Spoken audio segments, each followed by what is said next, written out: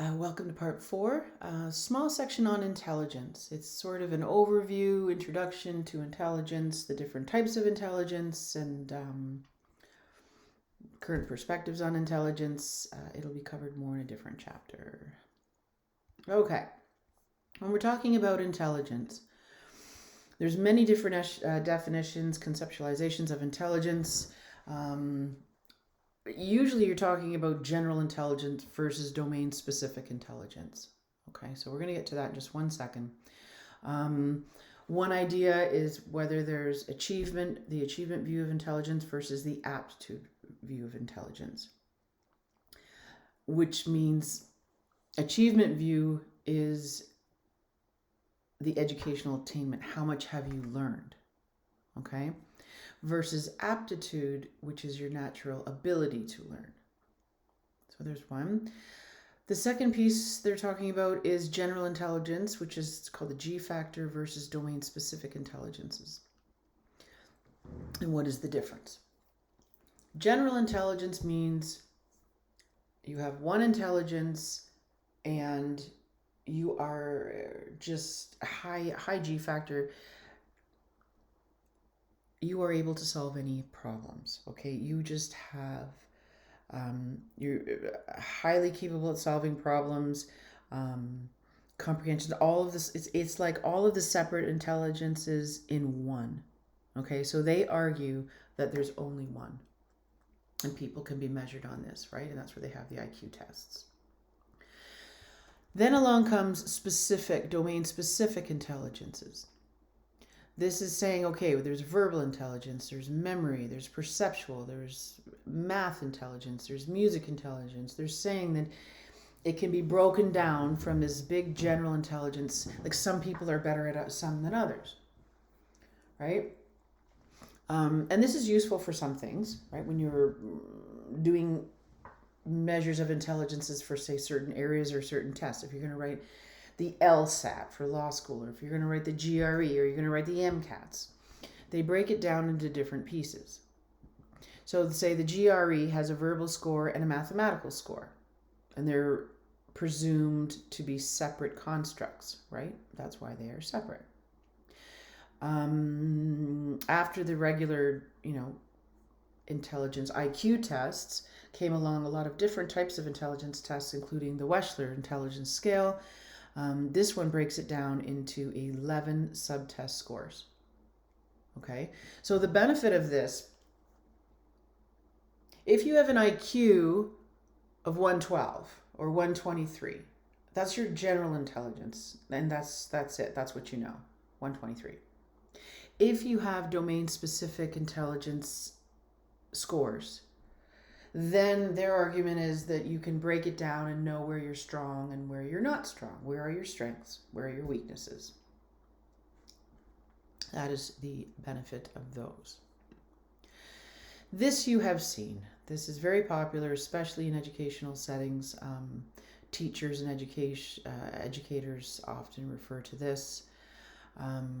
So this is a widely accepted definition of intelligence: application of cognitive skills, knowledge to solve problems, to learn to achieve goals valued by the individual and by the culture. So that's important to note.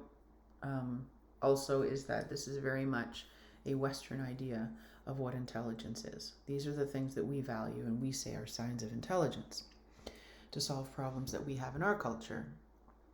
So for example, like you can see here, there's interpersonal intelligence, which is social skills, ability to communicate with others, get along with others.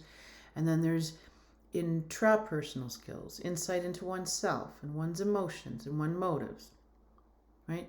Then you've got musical intelligence, logical reasoning, body kinesthetic, sports and whatnot, linguistic, all of these different areas. So what's happening, has been happening over a while, is that if you have these particular intelligences, you have researchers trying to add other intelligences to this list. Okay? So if you've got 8, like why can't you have 10 or 12? So what else should we be adding to the list? And some people say that we should be adding emotional intelligence to this. Emotional intelligence has been defined as the capacity to perceive, manage, and regulate one's emotions in addition to understanding the emotions of others. Traditional measures of intelligence predict school performance, but not outcomes later in life, such as occupational attainment, salary, merit, equality. Emotional intelligence strongly predicts these life outcomes. So it is heavily research based. There is a lot to show that emotional intelligence is a very strong indicator of several life events. Emotional intelligence includes 5 specific abilities. A little more detail, right? Awareness of your own feelings, ability to regulate emotions, ability to control one's impulses, ability to decode social and emotional cues of others, ability to influence and guide others without reoccurring anger and resentment. So this is not considered yet here in this multiple theory of intelligence.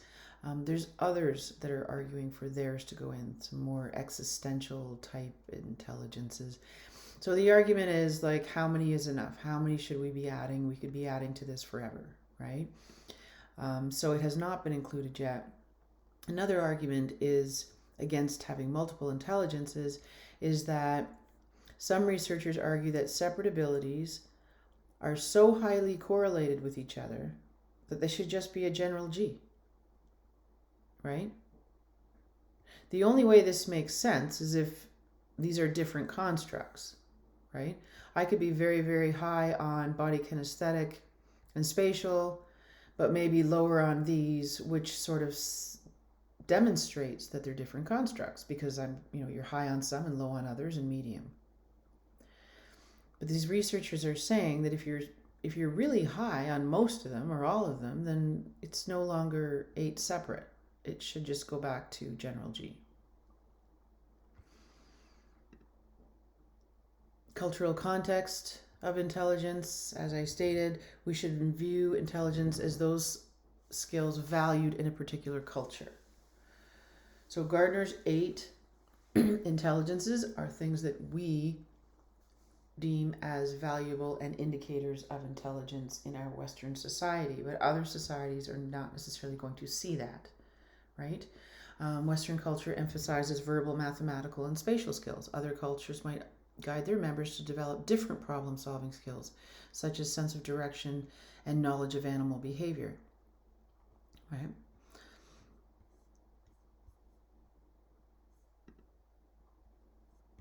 It did talk about in the text about how the world is becoming smaller and smaller, and we are more and more different cultures are having the problems that we have, the problem solving issues that we have are becoming more and more similar.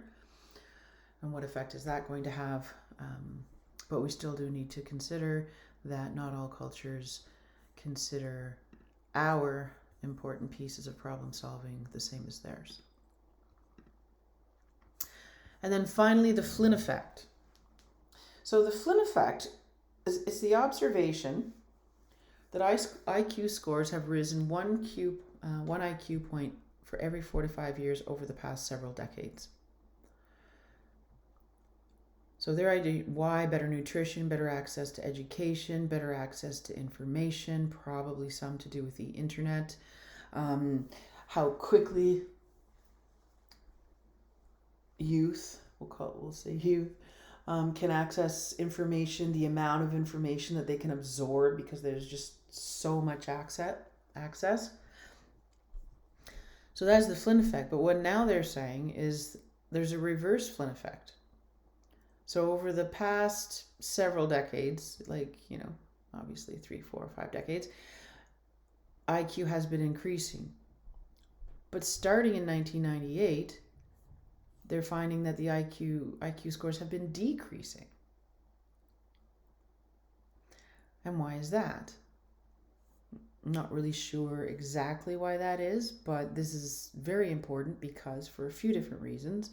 Population IQ is associated with national well-being, including gross domestic product, educational attainment, and technological advancements. So population IQ is very important, right? And if it's going down, it's going to affect our country in many different ways. Low population IQ is associated with prevalence of juvenile delinquency, adult crime, single parenthood, and poverty. And then finally, the issue of IQ and fertility, they're negatively correlated, which means that people with lower IQs tend to produce more offspring than people with higher IQs. What does this mean altogether? It means headed in a not the best direction in terms of IQ. Obviously need more research as to why this is occurring. So current debates about intelligence. So in the research, when you are looking at intelligence, if you were to take a course and dive more deeply into intelligence, what are the debates that they're working on right now? One, can it be measured accurately? Can it ever be measured accurately? There's so many different variables. How can you ever have an intelligence test that is not culture biased? There's always going to be some sort of biases in the tests, right? So they do try to make them, culturally balanced, I think is the word they try to use now. Are measures of intelligence biased to favor people from the dominant group in the culture? More than likely, yes. And to what extent is intelligence heritable? Right? So what are we born with? What are we able to achieve because of the environment? And what is the interaction between the two? Current topics in intelligence research. And that is the end of part 4. Okay? I will see you in the next video.